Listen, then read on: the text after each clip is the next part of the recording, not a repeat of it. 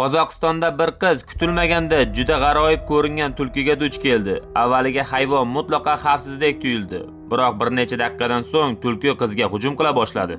Qiz qochib baland zinapoyaga chiqdi, ammo tulki u yerda ham uni ta'qib qilishda davom etdi. Faqatgina mo'jiza tufayli hayvon oxiri o'rmonga qaytib ketdi. Agar siz odamdan qo'rqmayotgan va unga yaqinlashayotgan tulki va boshqa yovvoyi hayvonlarni ko'rsangiz, bu uning quturish bilan kasallanganligidan darak berishi mumkin. Bunday hayvonlar o'ta xavfli bo'lib, ularni hech qachon yoningizga yaqinlashtirmang. Eng xavotirli jihati shundaki, quturish barcha issiqqonli hayvonlarga yuqishi mumkin. Bu kasallik ko'pincha qarovsiz itlar, turli kemiruvchilar va ayniqsa yenotlar orasida uchraydi. Quturish hayvonlarda ikki xil shaklda namoyon bo'ladi. Agressiv shaklda hayvon darhol hujum qiladi. Ikkinchisi esa yashirin yoki yumshoq shakl deb ataladi. Hayvon avval xotirjam ko'rinib, yaqinlashishga imkon beradi va keyin to'satdan hujum qiladi. Agar shunday hayvon sizni tishlab olsa, vaqtni boy bermasdan darhol shifoxonaga borib, quturishga qarshi emlanishingiz zarur. Ma'lumotlar foydali bo'lgan bo'lsa, videoga like bosing, kanalimizga obuna bo'ling va videoni do'stlaringiz bilan ulashing.